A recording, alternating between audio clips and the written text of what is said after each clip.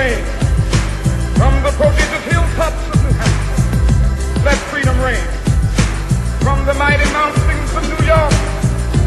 Let freedom reign from the hiking Alleghenies of Pennsylvania. Let freedom reign from the snow-capped Rockies of Colorado. Let freedom reign from Stone Mountain of Georgia.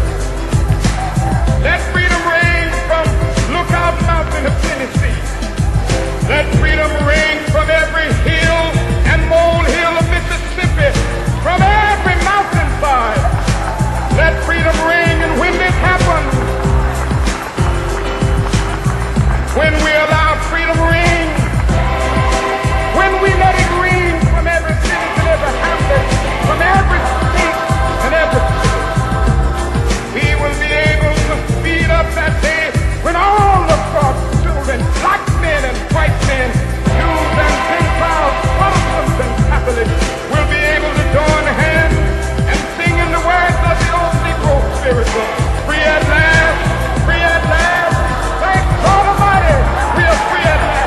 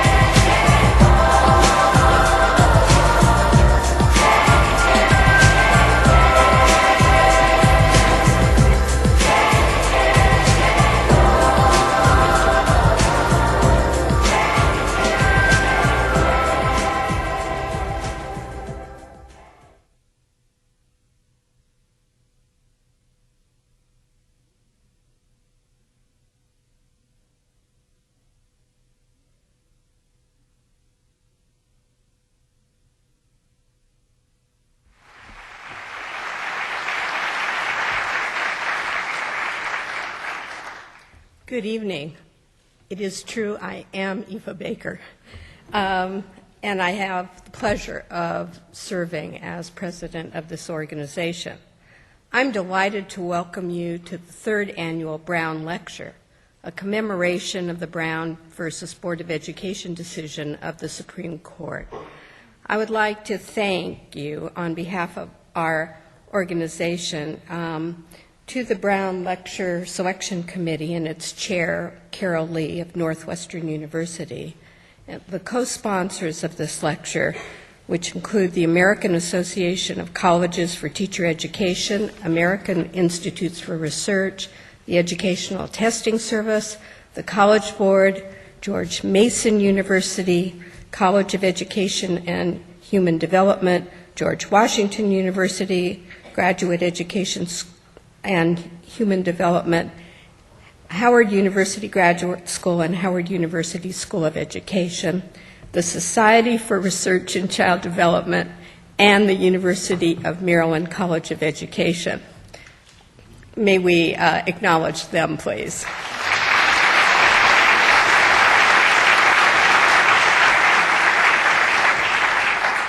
I would also like you to thank with me the AERA staff who have worked so hard and creatively to get to this point. May we recognize them now.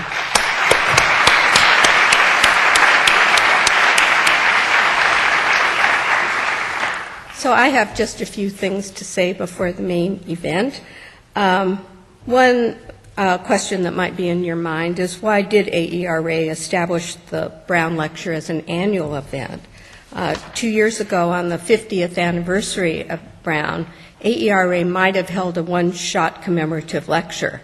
But at that time, we committed ourselves to establishing a permanent lectureship to convey the importance of sound science addressed to issues of equity and equality in education.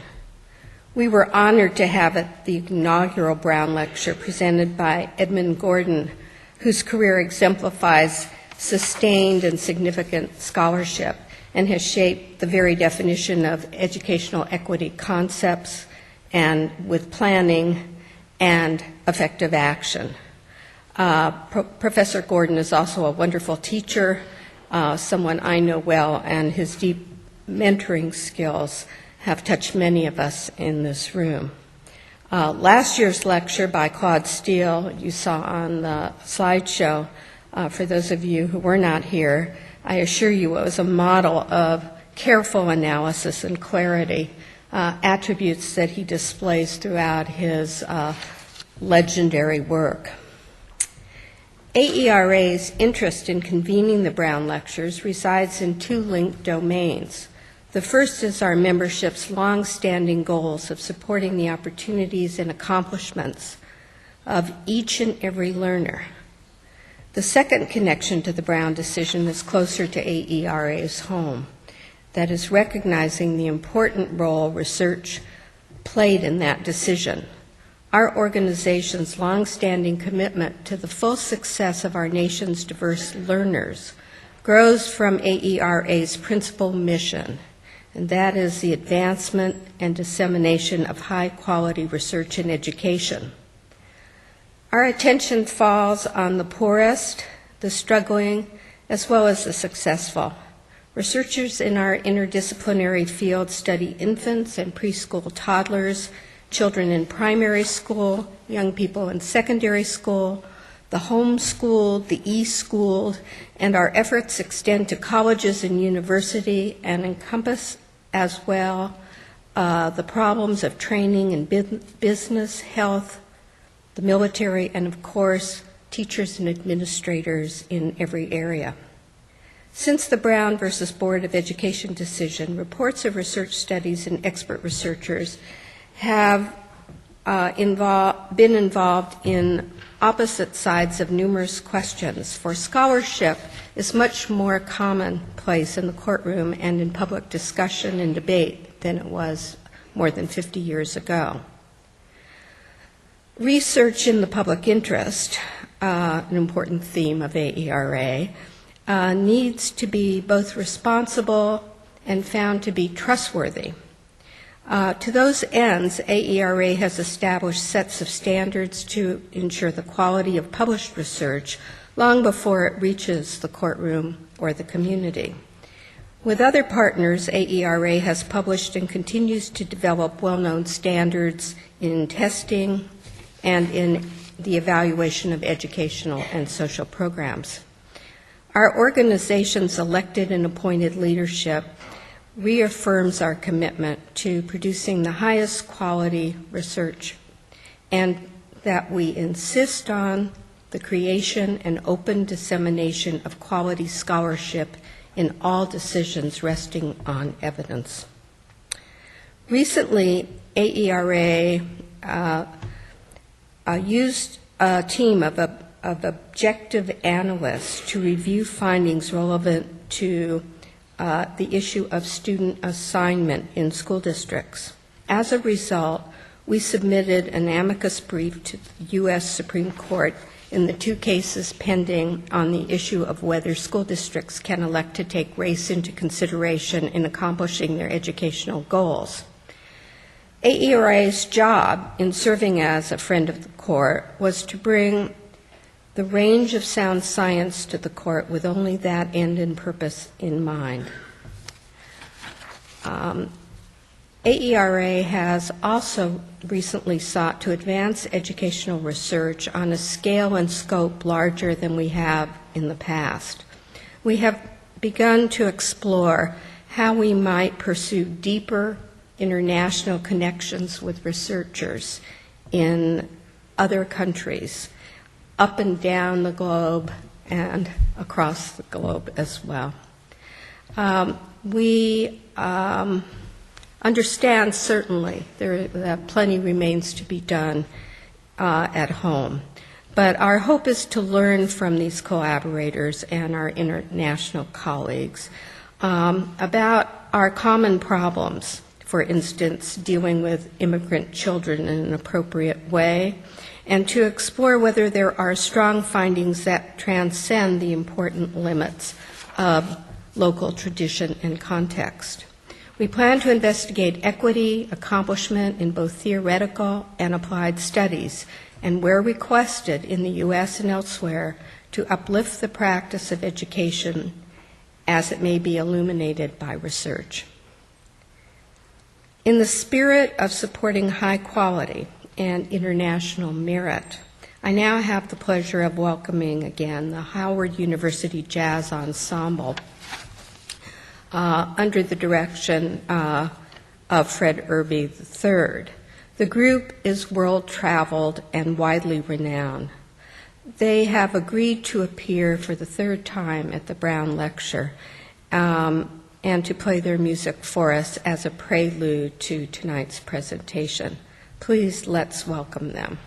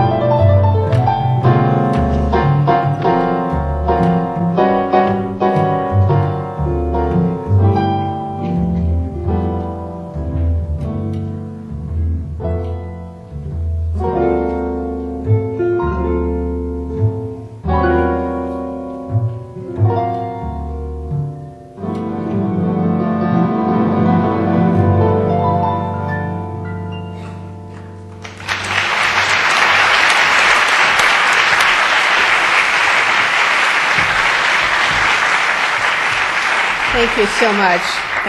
That was really wonderful, and thanks to AERA for the terrific slideshow. I'm sure it was moving to you all.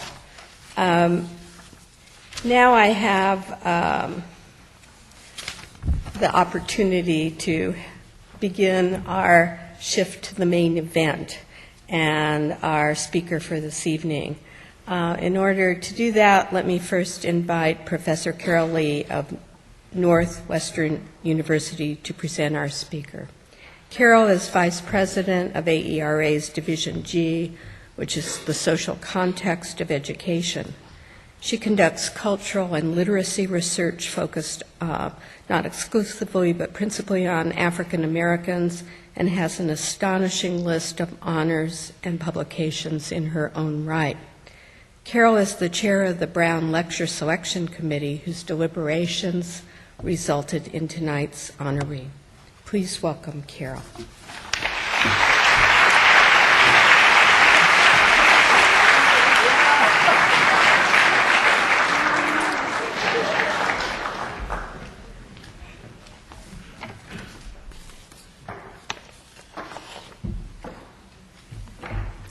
Without doubt, each person in this audience knows well the illustrious career of Professor Linda Darling-Hammond. And so I don't really need to mention her endowed chair at Stanford or her endowed chair while at Teachers College, nor the more than 10 books she has written, 50 monographs, and over 140 scholarly articles. I don't need to talk about the 7 honorary doctorates she has received, nor her membership in the prestigious National Academy of Education, or the 40 awards she has received for her scholarship and for her service.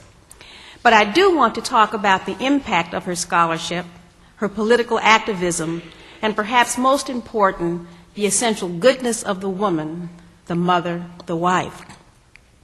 Linda Darling-Hammond understands clearly the essential implications of public policy for teacher quality, for opportunities to learn for students, particularly those who are Black, brown, and low income. She understands clearly the complexity of teacher knowledge, beliefs, and dispositions, and the role that pre-service and in-service institutions can play in supporting teachers as intellectuals and professionals, and what these mean for the civic good.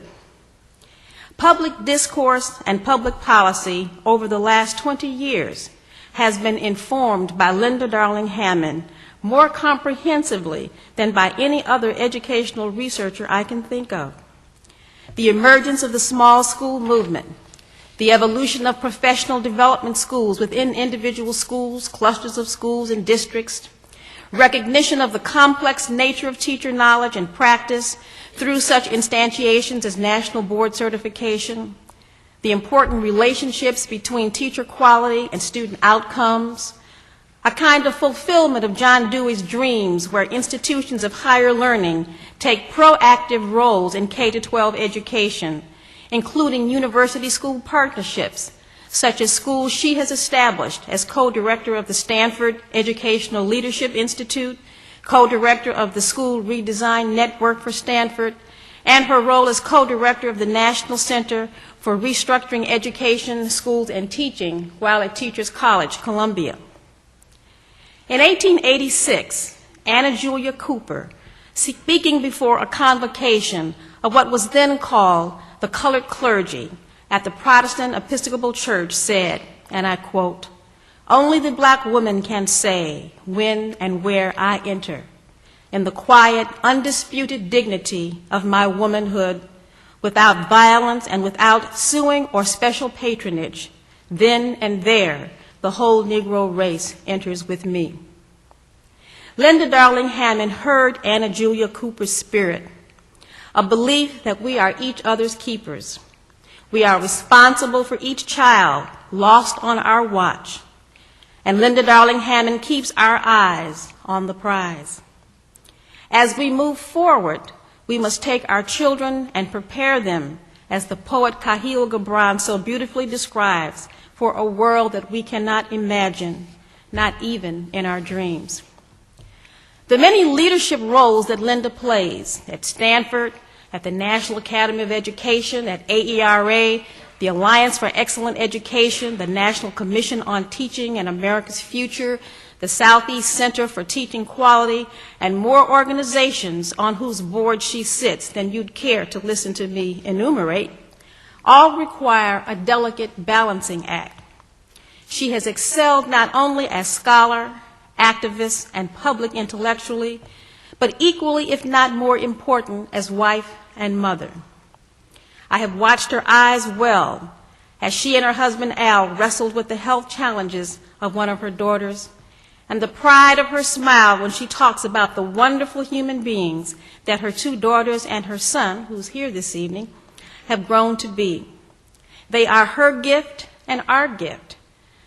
Just as the children we teach in our schools pose for us both challenges and opportunities, they are our future. It is for them that we must struggle to join theory and practice, to build a robust knowledge base that can be used to expand life opportunities. Linda Darling-Hammond is our gold standard. She stands on the shoulders of the great ones who paved the way, combining scholarship, practice, and struggle. Anna Julia Cooper, September Clark, Carter G. Woodson, our own Edmund Gordon, and Mary McLeod Bethune. Mary Bethune, in her last will and testament in 1955, wrote, and I quote, "I leave you hope. Yesterday our ancestors endured the degradation of slavery, yet they retained their dignity. Today we direct our economic and political strength toward winning a more abundant and secure life.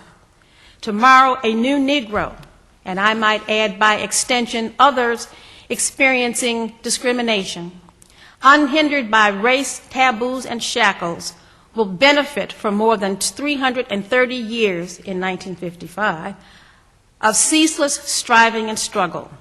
Theirs will be a better world. This I believe with all my heart. I leave you," she said, "a responsibility to our young people. The world around us really belongs to youth, for youth will take over its future management. Our children must never lose their zeal for building a better world. They must not be discouraged from aspiring toward greatness, for they are to be the leaders of tomorrow. Nor must they forget that the masses of our people are still underprivileged, ill-housed, impoverished, and victimized by discrimination." She concluded, "We have a powerful potential in our youth, and we must have the courage to change old ideas and practices so that we may direct their power toward good ends." Linda Darling-Hammond is Mary Bethune's heir, the keeper of her dreams, and the soldier who struggles to bring into being the world that Mary McLeod Bethune imagined. We are honored to have her as the deliverer of the 2006 AERA Brown Lecture. Please join me in welcoming our own Linda Darling-Hammond.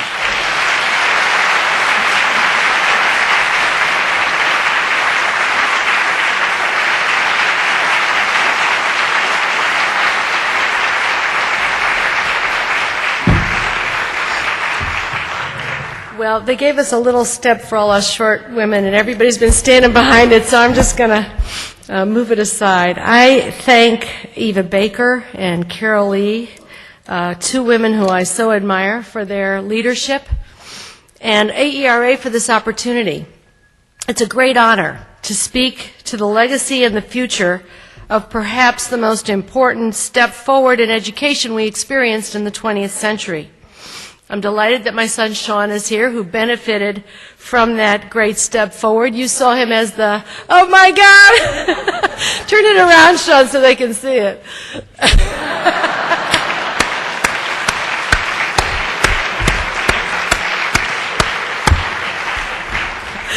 He was that little butterball that you saw in some of the pictures. In the world we live in, where Tom Friedman has suggested the earth is increasingly flat, I will argue tonight that our renewed commitment to equity is what, in fact, will determine our national future. I don't need to tell this audience that the world is changing rapidly. The economy that we have today makes education more important than it has ever been before. In 1900, when the school system that we've inherited was being developed, about 5% of jobs were knowledge work jobs, and the remainder were low-skilled and semi-skilled labor. In 2000, 70% of the jobs were knowledge work jobs requiring specialized skill and ability. And as societies encounter this both more educationally driven world and an increasingly flat earth, they've got to contend with the fact that our schools were designed for a different time and a different set of challenges than the ones we have today. There's a lot of concern about the extent to which we're able to meet these challenges. Some estimates suggest that about 75 or 80% of young people in the United States graduate from high school, although a recent study by ETS reported that only two-thirds of students leave high school with a diploma, as opposed to a GED, and the high school completion rate has been declining since 1969, from 77% then to 69% in 2000, with precipitous declines in 10 states that I'll talk about later. About 65% of the graduates go on to college, but only about 40% of those college entrants finish, which means about 25% of the age cohort actually gets a four-year college degree at a time when about 70% of the jobs require this specialized knowledge work. The U.S. is also losing ground in higher education. Once first in the world in participation in higher education, a study just this year by the Center for Studies in Higher Education found that the United States is now 13th in higher education participation, and our participation is declining. Just over one-third of young adults are participating in higher education, most of them in community colleges, whereas the average in European countries now is nearly 50%, and most in programs leading to a bachelor's degree.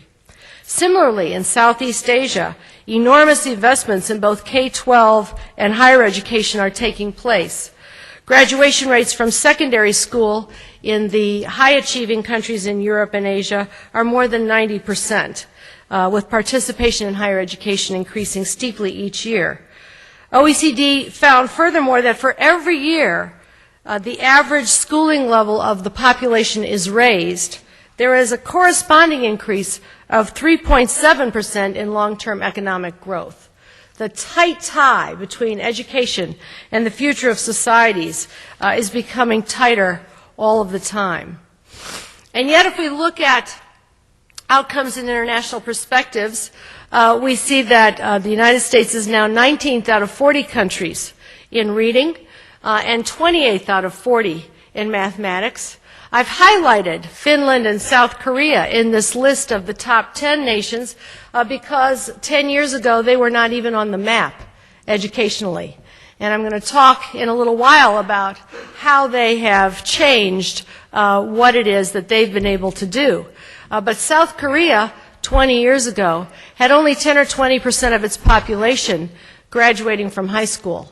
And today the proportion is close to 99%. In 20 years, they have made enormous investments in all of their population, just pouring resources in to create an educated foundation. And we've been stuck for most of the last 20 or 30 years in this nation in moving ahead in that way. The consequences of undereducation are becoming more serious. A new high school dropout in 2000 had less than a 50% chance of getting any job at all, 1 in 5 if he was African American, and that job earned less than half of what the same job earned 20 years ago. Not enough to buy a house, raise a family, and become a member of the middle class, as was once the case. In fact, in California, it's not even enough to rent a place. Lack of education is ever more strongly correlated with welfare dependency and incarceration. 80% of inmates are dropouts. And dropouts cost us more than $50 billion a year. I just saw a new estimate that says more than $200 billion a year in lost wages, taxes, crime, incarceration costs, and other aspects of the cost to society. Over the last 2 decades, prison enrollments have tripled, with the largest increases for African American and Latino males, especially those who have dropped out of high school. Funding for jails increased 600%, actually 900% in California, while funding for schools increased 25%. 2 states in the nation, California and Massachusetts, have the infamous recognition of being the first 2 to spend last year as much on prisons as they spent on higher education. More than, yes. It's shocking. More than 50% of inmates are functionally illiterate. More than 70% of juvenile offenders have learning or emotional disabilities that were not addressed in school. This is fundamentally an education issue. The kids who are not being educated in the early years of school, for whom in places like California we're not willing to spend even $7,000 or $8,000 a year, are ending up in the school-to-prison pipeline, which is expanding all the time, where we spend $30,000 a year to keep them incarcerated because they have not got the tools to become contributing members of society. This is the beginning of either a renewal of our commitment to educate all of our people or the beginning of the fall of Rome. There is no middle ground between these outcomes. We're looking at a society increasingly divided by access to education, with the haves getting more and the have-nots having not even a life preserver to cling to. And when we look at achievement trends for minority students, and I put that in quotes because students of color are now a majority in the public school system in California. By 2020, they will be a majority in the nation as a whole. We have to look at an achievement gap that has been widening since 1990. Black and Hispanic 13-year-olds perform about the same as 9-year-old white students in reading. Graduation rates for students of color have declined since 1995. We have a continual drumbeat of explanations every year for this achievement gap, which, as Gloria Ladson-Billings has reminded us, is really an educational debt, which has come about from the denial of education for hundreds of years, and then the segregation and continued constraint of education in many of the years since. Just to get a sense of the size of the achievement gap, these data are the percent of 8th graders who score below basic in mathematics and reading. Nationwide, that's 61% of black students, 21% of white students in math, and similar disparities in reading. Wisconsin was the most inequitable state in the nation at the time these data were collected. 76 of black students, as opposed to 18% of white students performing below basic. This is one of the highest achieving states in the nation. But when you think about Milwaukee and a couple of other places, you begin to see where that great disparity comes in. In fact, when you look at our performance internationally, you see that we are the most unequal nation in the industrialized world, both in terms of educational outcomes and in terms of educational inputs. We have a lot of explanations for this achievement gap. The bell curve, the genetic explanation continues to reappear over and over again. Some people say, well, some kids don't make the effort. There's the explanation of the culture of poverty that's been around for 20 or 30 years. We hear about families who don't care. We hear about community problems. We hear about inadequate accountability, which these days typically means not enough testing, or test scores not used for enough decisions. Rarely in those explanations do we hear about the systemic contributors to inequality. That nationwide, schools serving students of color and low-income students have lower funding levels. There are more than 20 states in which school finance is being litigated, where in state after state you can document how students of color, particularly in inner cities and in poor rural areas, have less well-qualified teachers, larger class sizes, fewer college preparatory courses. There are high schools in this country where you cannot take the courses that you need to take to be admitted to college because they are not offered. Larger school sizes, which we now know also contribute to lower achievement and to kids getting lost in the shuffle, to being treated impersonally, often really as the problem in the school, rather than as the individuals whom the school is supposed to serve. And then, of course, fewer computers, books, supplies, and so on. How bad has that gotten? Well, funding differentials are large in most states across the country. California is thought of as an equalized state. And these data are a little old. I just learned that the highest spending district in California is now spending $34,000 a year. But some of you may have been to Sausalito, that little place where you can get on a sailboat and sail out into the San Francisco Bay. I don't know how many of you have been to Compton at the other end of the spectrum, but the bars that are in red are districts that are predominantly and in some cases exclusively students of color. And the bars in blue are the districts that are predominantly and in some cases still exclusively white students. And so you see this great inequality. And statistics are telling, but you really have to get a sense for what that means.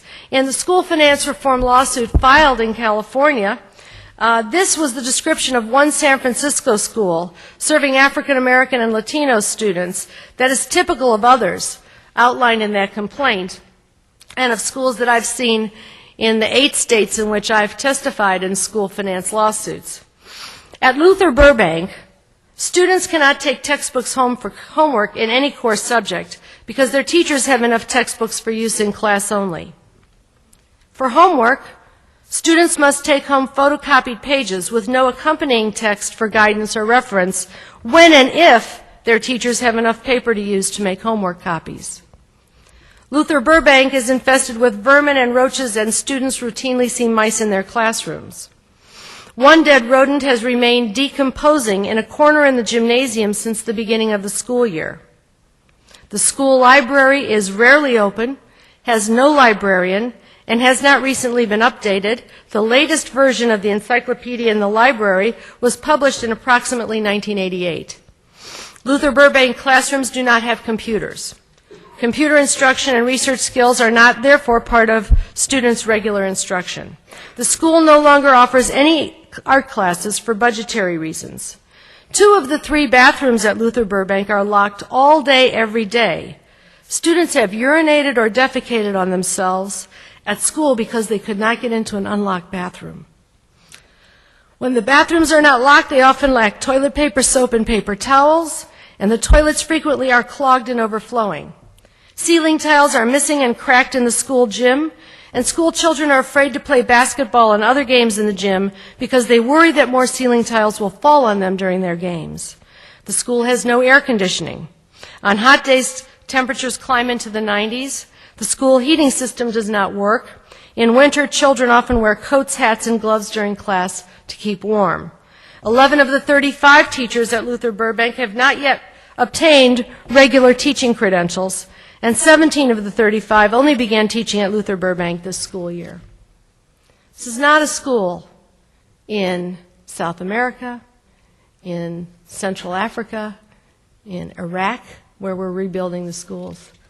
It's a school in San Francisco, California. And too often in many other parts of the country as well. Those conditions lead to dramatically unequal access to teachers, and I'm showing you data from California, but I could show you data from New York, Massachusetts, South Carolina, and any number of other states where the graphs would look just about like this. In a high minority school, more than 90% students of color, which actually comprises almost a quarter of the schools in California, we have almost 10 times as many teachers who lack training for their jobs as in a low minority school. The same thing is true by poverty. What are the implications of this? Let me give you a little peek at what goes on in Oakland, California. But there are classrooms without qualified math and science teachers. School systems say they just cannot find instructors. For example, inside this portable classroom at Bret Harte Middle School in Oakland, California, is an 8th grade math class that's been without a regular math teacher for most of the year. How many math teachers have you had? Let's see, there is Mr. Berry, Miss Gaines, Mr. Lee, Mr. Dijon, Mr. Franklin. Coach Brown was one of our substitutes one day. So we had Miss Nakasako, we had Miss Gaines, we had Miss Elmore, we had this other man named, he had like curly hair, his name was Mr. Barry. So you've had so many teachers you can't remember all their names. Yeah. A few miles away at Oakland High School, this 9th grade science class has had nothing but substitutes all year long. The entire year without a certified science teacher. Wow, what has that been like? Having, 16 teachers or 7 or 9 during the year? It's just weird. It's like we have to get used to a new teacher every couple of weeks or so. I'm feeling shorthanded because this is the 3rd year. Ever since I've gotten in junior high school, I haven't had a science teacher. So you've had substitutes? All 3 years. All we learn is like the same thing all over again. When a new teacher comes, sometimes we gotta skip chapters and start all over again, and it's difficult. Have you learned much science this year? Nope. Not really. Haven't had a chance to. It breaks my heart. Nancy Caruso teaches science at Oakland High School. People have come from those classes over there, and they come down and they beg me, can I get into your class? Please, I want to learn. I need a science class. And they're not getting it. So this documentary by John Merrow went on and interviewed 3 credentialed science teachers who had applied to teach in the Oakland Public Schools but had not received a call from the personnel office. There's a reason for that. We often blame these situations on shortages as though there aren't enough teachers who are willing to teach in school districts or prepared to do so.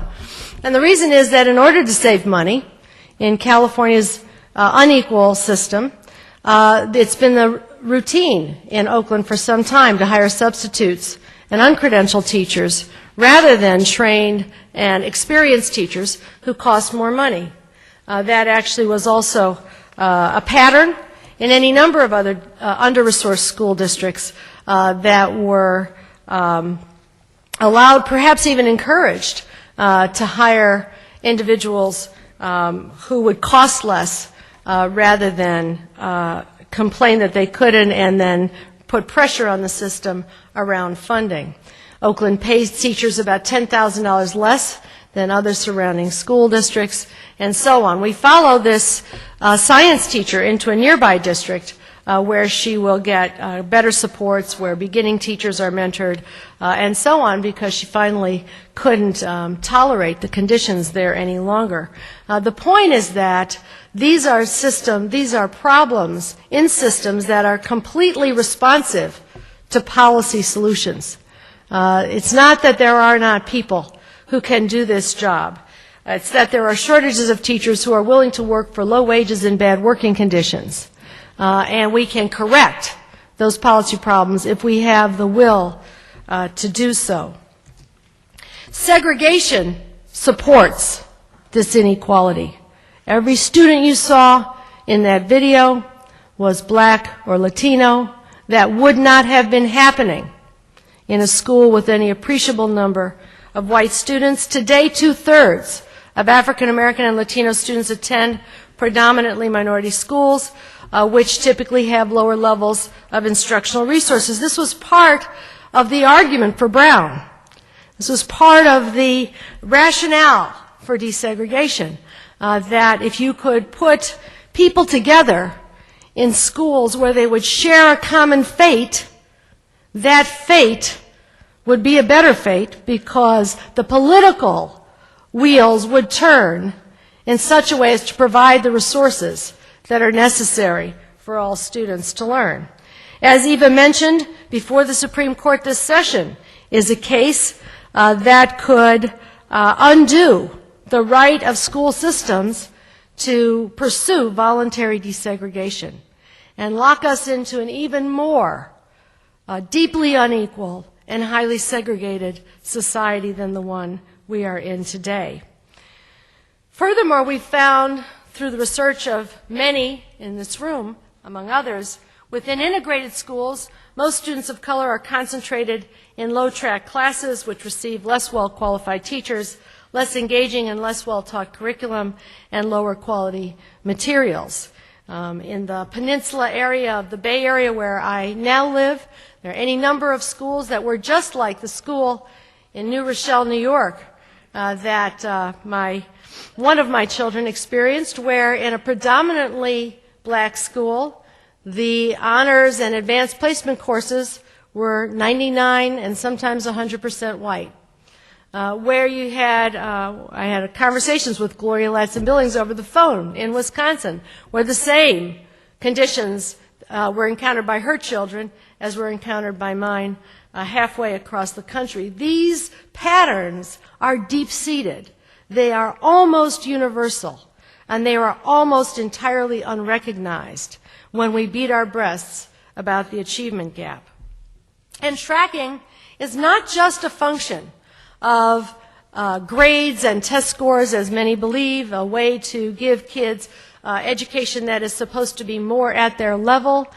These are data from a nearby school district in California that show for a given level of standardized test score, if you look all the way at the right-hand side of the chart, for kids who score between the 90th and the 99th percentile on standardized tests, the odds of being placed in a college preparatory class are over 90% for Asian and white students and just about 50% for Latino students.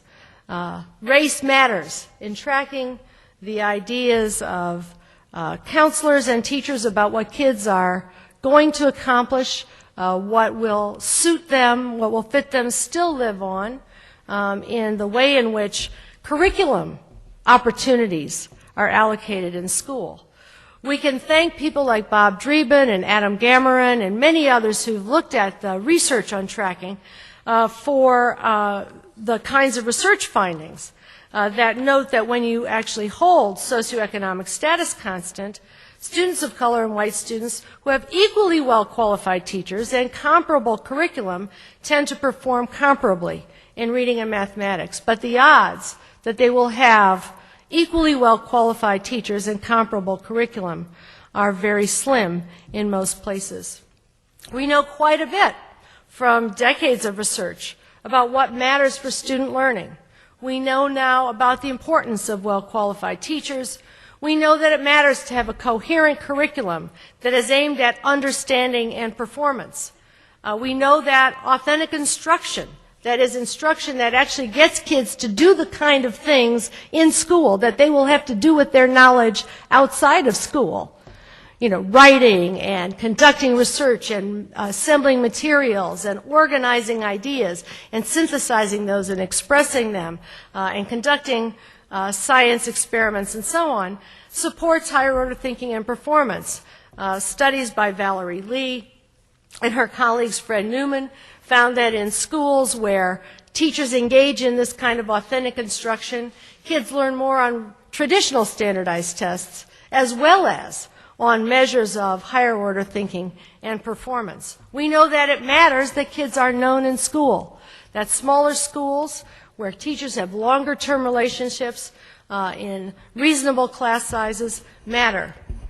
And in Los Angeles today, a high school teacher sees 210 students a day in 50-minute blocks, the old assembly line, trying to individualize and meet the needs of every pupil. Kids who come with a variety of needs and challenges from their homes and communities as well as from their experiences of school itself. We know better than to do much of what we do in urban schools. And we know, of course, that connections to families and communities, that education that is culturally connected and responsive makes a difference for how children learn. Of all those things, I focus especially on teachers, because most of the rest of that happens because of teachers. Coherent, high-quality curriculum, authentic instruction, personalized relationships depend on teachers who know about how kids learn, about how different kids learn differently, about their content areas, and about how to make that content accessible to students who learn in different ways, who bring different language backgrounds, different cultural and other experiences to the classroom. Ron Ferguson took up the issue that had been left at the end of the 60s with the Coleman Report, with a widely understood, although misunderstood finding that money doesn't make a difference.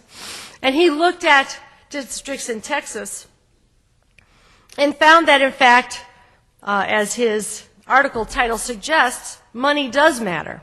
And it matters most when you invest it in highly expert teachers. He said that the evidence suggests most strongly that teacher quality matters and should be a major focus of efforts to upgrade the quality of schooling. And it matters most, we find out from study after study, for those students who have fewer learning opportunities outside of school. This is a representation of one of Ferguson's regression equations, which just captures what he found across grade levels and across subject areas, and what a number of other studies have found. That on average, about half of the variability in student achievement gains is a function of home and family factors, parent education and income, which provide learning opportunities outside of school. But in powerful schools, that green part of the pie gets smaller because the school contributes more to the ultimate learning of students. But on average, and for the most part, about half of the variation in student achievement gains is a function of two major sets of school inputs. Teacher qualifications, in that study measured by licensing examination scores, education and experience, and class size and school size. That is, teachers who know what they're doing in settings where they know the kids well. And almost anything else we can think of to do in schools to raise achievement, close the achievement gap, is really more like barnacles on the side of the ship. That is, when we don't have teachers who know what they're doing in settings where they know the kids well, we get dysfunctional consequences. And then we create dropout prevention programs and truancy prevention programs and compensatory education programs and et cetera, et cetera, et cetera. Lists and lists and lists of special programs that are added on to the edges of the schooling enterprise. Supplementary services is what it's called under No Child Left Behind.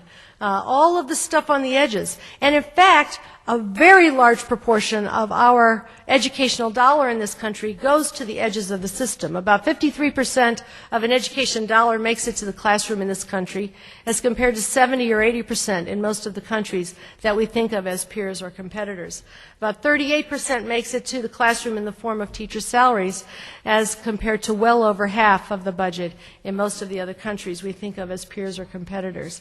The other story in Ferguson's findings and those of many others is the equity story. He found that the black-white achievement gap in Texas, if you control for SES, would have been virtually entirely closed if students had had access to equally well-qualified teachers. But teachers are the most inequitably distributed school resource. So what kind of policies can we look to? I'm an old English teacher. This is an English teacher's cartoon. The thing at the bottom says, "Today you're going to learn the meaning of irony." No Child Left Behind is a well-intentioned and noble piece of legislation, and it has done some good in bringing our attention to the needs of many students, but it is known by many names across the country now. Some of them, like No School Board Left Standing, No Child's Behind Left is another one, because it's a complicated act that is actually full of contradictions. And when you have a piece of legislation that's over 1,000 pages long, you may expect that you would find some contradictions. There is the potential there for increasing attention to all groups of students because of the disaggregation of data, and to the quality of teachers because of the requirement for highly qualified teachers. But at the same time, the Act includes incentives for reducing the preparation of teachers of the neediest students by putting its investments primarily into alternative certification programs, some of which are high quality and some of which are not, but declaring those teachers who enter such programs highly qualified from the day they enter the program, not from the day that they have mastered a body of knowledge and skills and demonstrated that they're prepared to teach. So those teachers who teach almost exclusively in high minority, low income schools are called highly qualified when we don't know indeed whether they have learned to teach effectively or not.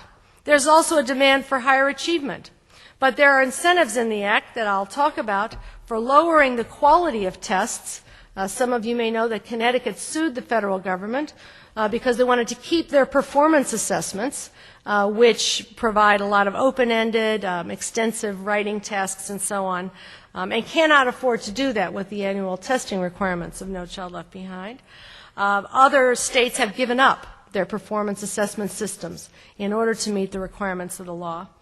There are incentives for labeling successful and improving schools as failing right along with the schools that really are failing, which creates confusion. And there are incentives for pushing out low-scoring students, especially English language learners, who the Act declares are just designated as English language learners because they are not proficient on the state tests, but schools are required to ensure that 100% of them are proficient on the state tests.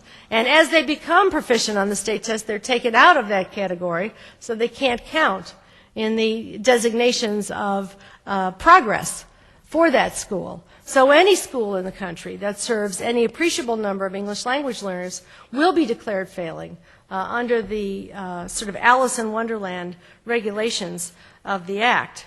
In California, an analysis was completed that suggests that 99% of public schools will be declared failing by the year 2014. Some of us believe that that's an optimistic estimate. We also have the rhetoric of school improvement in the Act, but the incentives are for choice, which might be a good thing, except it turns out that there aren't any schools that kids can get into that are worth choosing and available for them to choose. Guess what? Good schools are full. They aren't sitting there with open seats and doors for students who are struggling to learn across town. And supplementary services, again, which are on the edge of the system rather than core investments in the main features of educational quality that need to be present in the schools we saw in Oakland and in other schools. The approach to buttressing teachers by creating a lot of short-term training routes, in fact, backfires on us, particularly when it comes to the communities that we're concerned about. The approaches to entry that give teachers a few weeks of training in the summer and create them as teacher of record in the fall tend to have very high turnover, and as a number of studies have found just this year, actually have a negative effect on student achievement relative to what the students would have learned had they been taught by teachers who had become fully prepared. That encouragement then induces programs increasingly to cut short their training and truncate student teaching, which reduces teacher effectiveness and retention in teaching.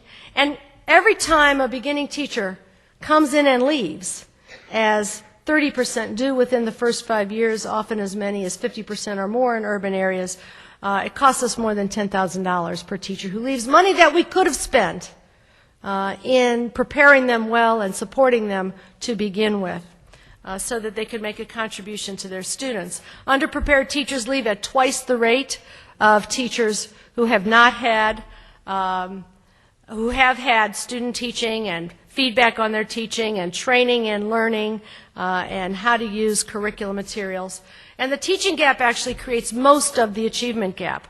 We've had studies in many, many states that have found that student scores and pass rates on state examinations in reading and math are significantly related to the qualifications of teachers in their schools. One study found that a 1% increase in teacher quality was related to a 3 to 5% decrease in student fail rates.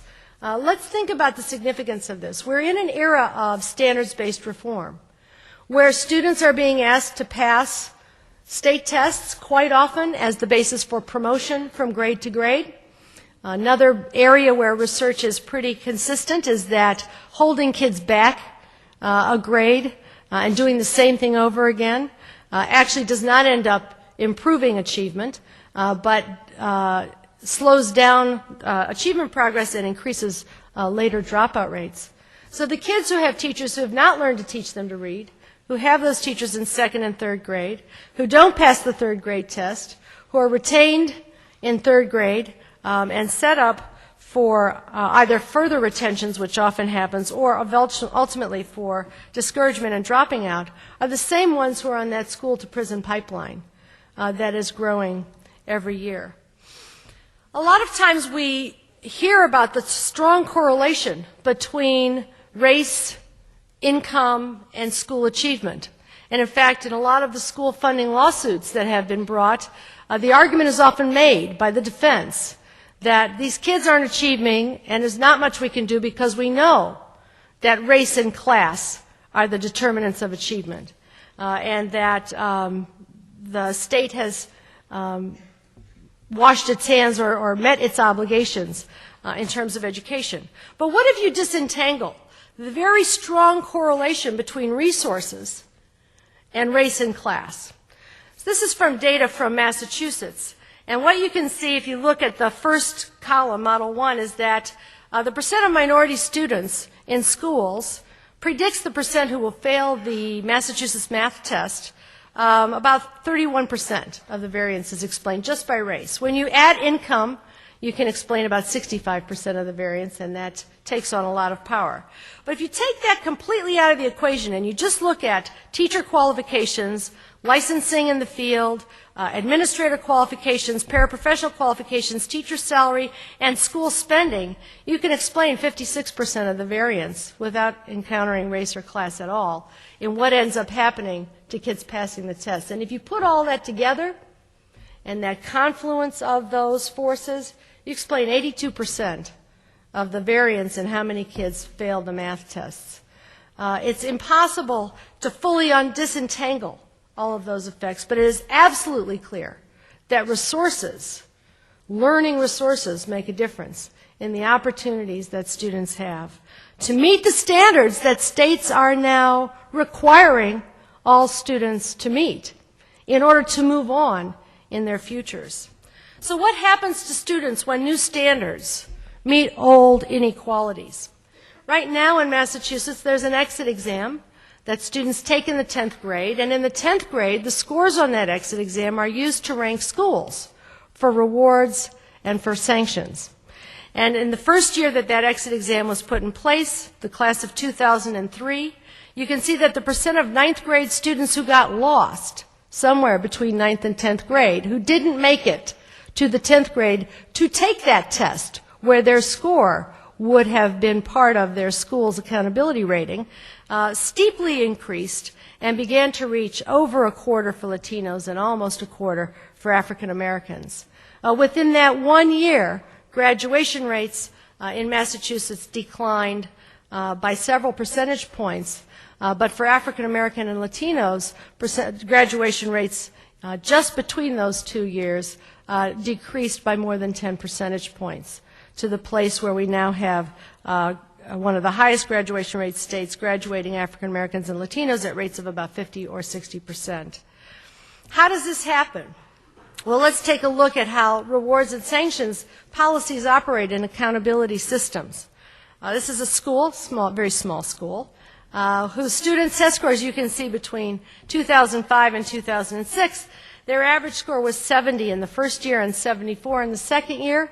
In many accountability systems in many states, this school would be eligible for rewards for getting the average up. And in fact, the proportion of kids meeting the standard also increased from about 66% to about 80%.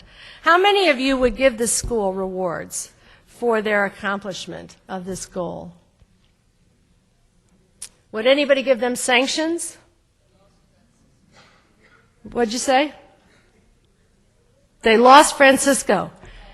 Every student's score went down, but Francisco disappeared. And so the average went up. So we have policy driving a process that is beginning to incent schools for getting rid of those students who will bring their scores down. These are data from a high school from a school district, a big school district in Texas, one you might have heard of. Brazos City, these are the classes of 2000, 2001, and 2002. The first point on each of those three lines is the number of ninth graders. The second point on each of those lines is the number of 10th graders a year later. And what we find there is that large proportions of students are retained in ninth grade so that they never take the 10th grade test on which their school's accountability rankings are based. While scores have been going up steeply in this particular city, the number of students taking the tests on which the public scores are based has gone down dramatically to the point where fewer than half of African American and Latino students make it through school at all. Of the students retained in ninth grade, 88% never take that test, the exit exam that will allow them to graduate from high school.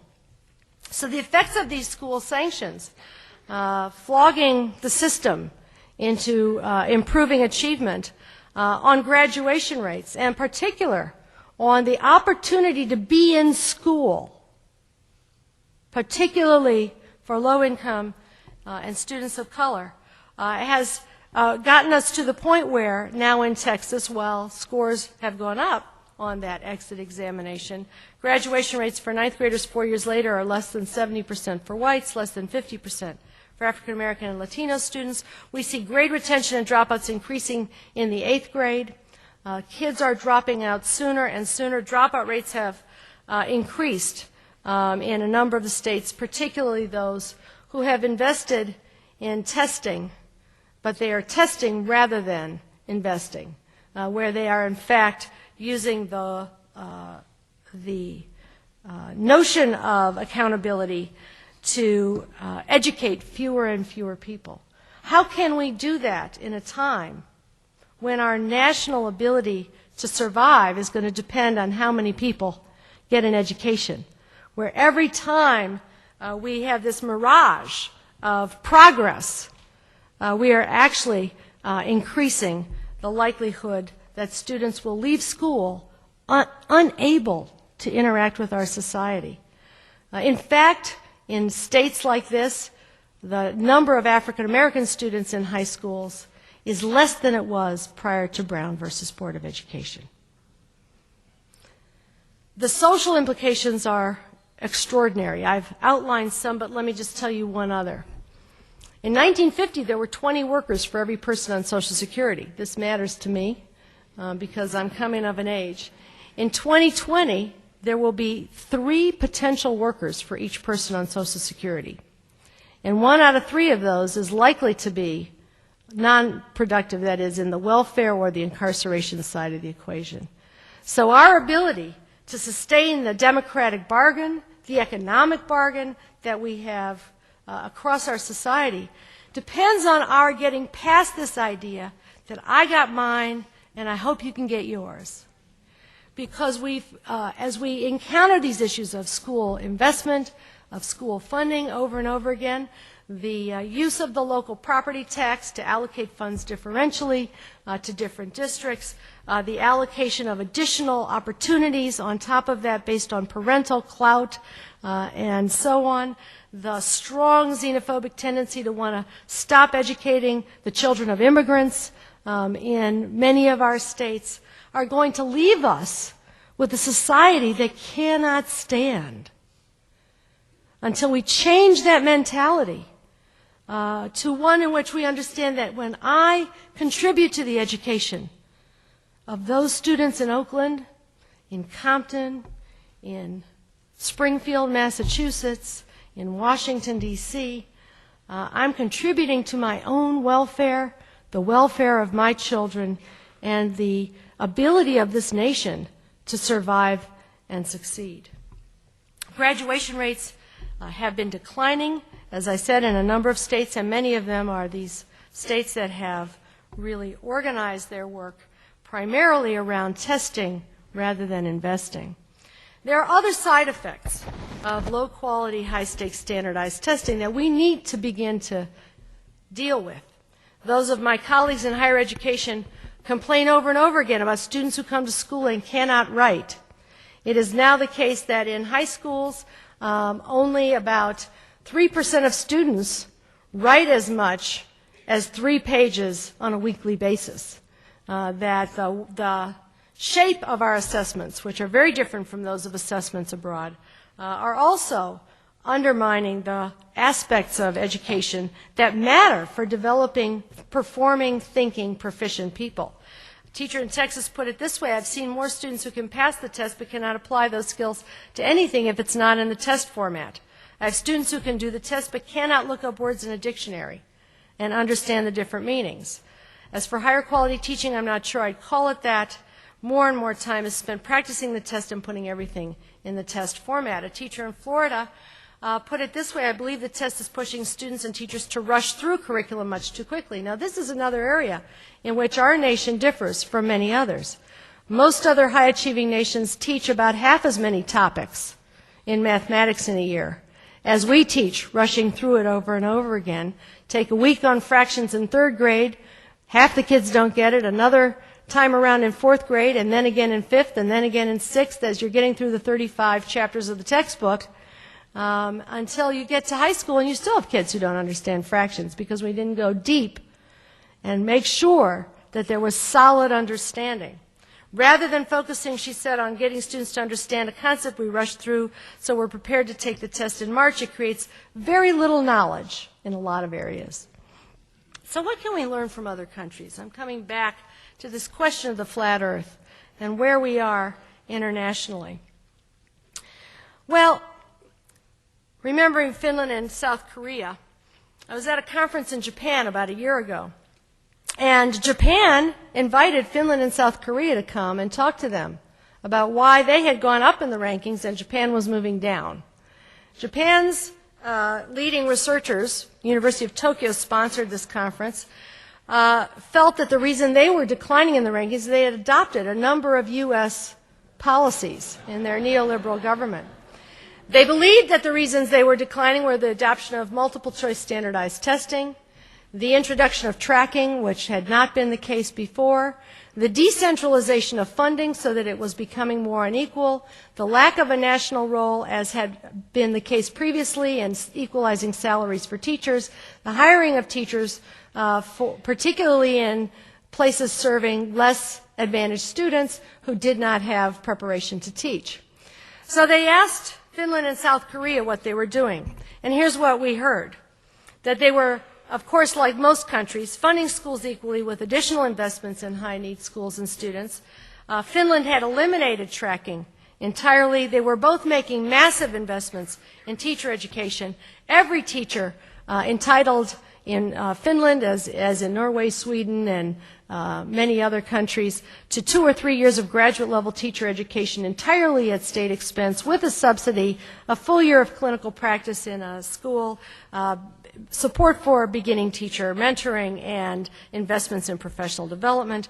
Curriculum and assessments focused on deep understanding, examinations that are oral and essay examinations, and that, as most countries do, include classwork, performances of understanding that kids undertake, research and inquiry that prepares them for using knowledge in the ways that today's world requires us to use knowledge.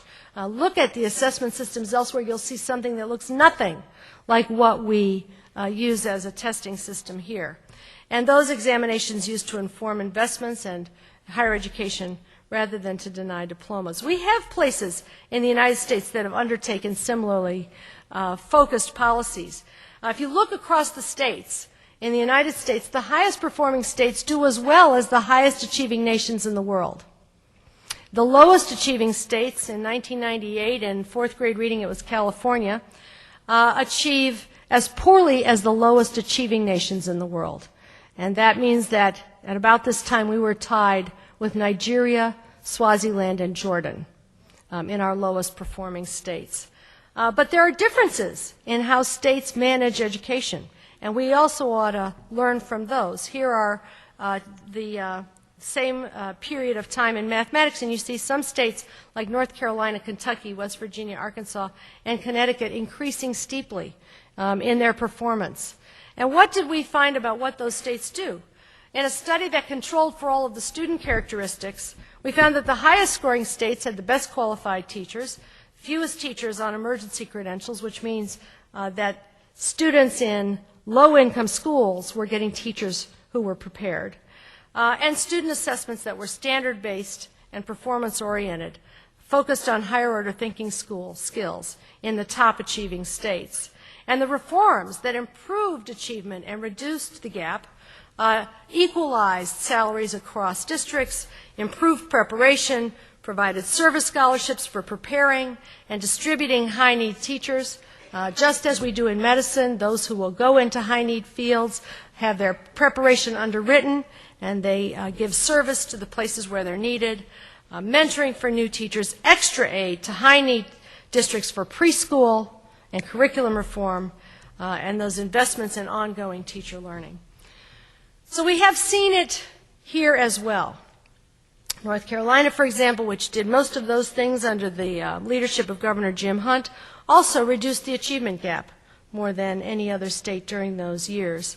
What do we know about what's needed in order to really leave no child behind? We need more adequate and equitable funding. We need those investments in being sure that every teacher has access to knowledge and every student has access to a thoughtful, knowledgeable, and I will add culturally committed and responsive teacher. Schools that are designed to be personalized, where students can be known and cared for and encouraged to find their talents and to find their future, and not discouraged because of the numbers game that we're playing with accountability from staying in school at all. And accountability systems that are truly accountable to children and families for providing them the wherewithal to get an education. We've completely distorted the notion of accountability when we think that accountability is about taking additional tests. What parents need and what children need from their schools are those opportunities for rich and sustained learning. That's what accountability is, providing that for every child and using those measures to continually improve their opportunities rather than to punish them. I propose a Marshall Plan, and at the core of it is a plan for teaching. If we provided service scholarships for teachers in high-need fields and locations, 40,000 would be sure that every position that was filled with an underprepared teacher was filled with a fully prepared teacher at $25,000 a teacher for them to complete at least an MAT program. That would be $1 billion. If we put in urban areas teaching schools, professional development schools, as some universities have created, or the urban teacher residency, as Chicago has put in place, where you hire the best teachers to provide state-of-the-art education to the kids who most need it, and then you train prospective teachers in their classrooms to see what good practice is, to emulate those great urban teachers who we have, and to organize their coursework around that clinical experience, they would stay and do a good job of teaching in those schools. If we ensured that every beginning teacher had a mentor and we created incentives for expert teachers to teach in high-need schools, we could close the teaching gap for less than 1 week of what we're currently spending in Iraq.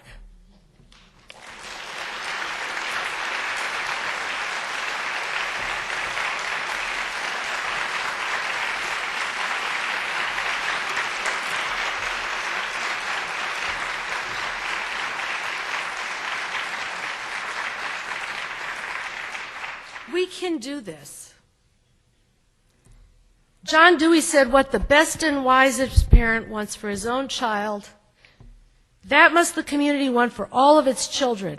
Any other ideal for our schools is narrow and unlovely. Acted upon, it destroys our democracy. I have faith that we will call upon our best and wisest impulses. African Americans and all people who have come to America have had great faith in our schools and great hope for this democracy. We have much work to do as researchers, as practitioners, as policymakers, and as members of the public who will articulate this dream for our neighbors, for our fellow citizens, for those who share our public schools. As Langston Hughes reminded us, America is a dream. The poet says it was promises. The people say it is promises that will come true. The people do not always say things out loud, nor write them down on paper. The people often hold great thoughts in their deepest hearts, and sometimes only blunderingly express them, haltingly and stumbling say them, and faultily put them into practice.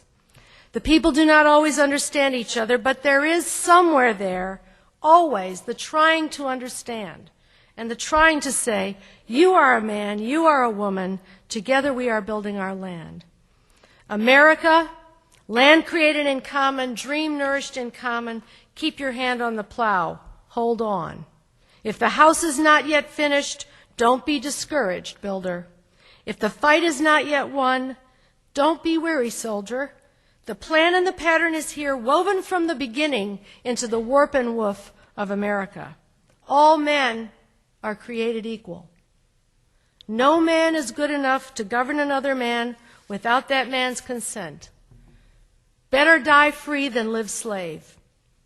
Who owns those words? America. Freedom, brotherhood, democracy. A long time ago, an enslaved people heading toward freedom made up a song. Keep your hand on the plow, hold on. That plow plowed a new furrow across the field of history. Into that furrow, the freedom seed was dropped. From that seed, a tree grew, is growing, will ever grow. That tree is for everybody, for all America, for all the world. May its branches spread and its shelter grow until all races and all people know its shade. Keep your hand on the plow. Hold on.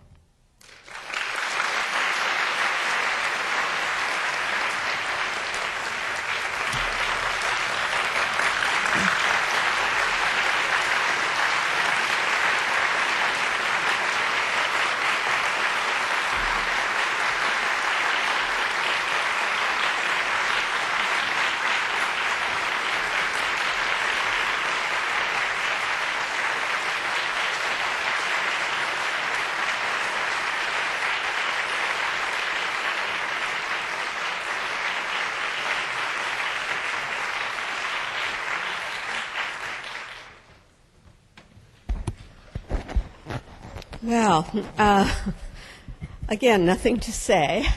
A resonant, heart-rending discussion based, unfortunately, on the reality of the research. Let's take some time now to thank Linda one more time for that.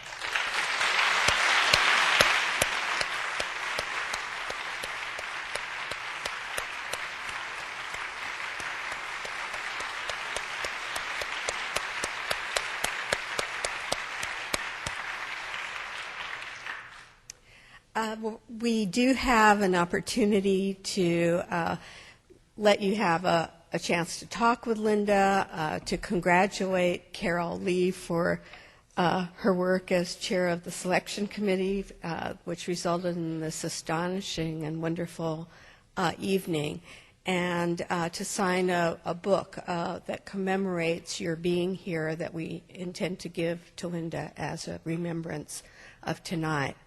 I'd like to thank one more time the Howard University Jazz Ensemble.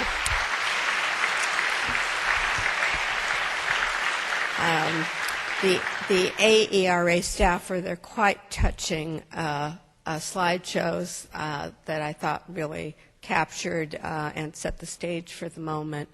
And thank you for coming tonight. It really has been an important night for all of us. Good night.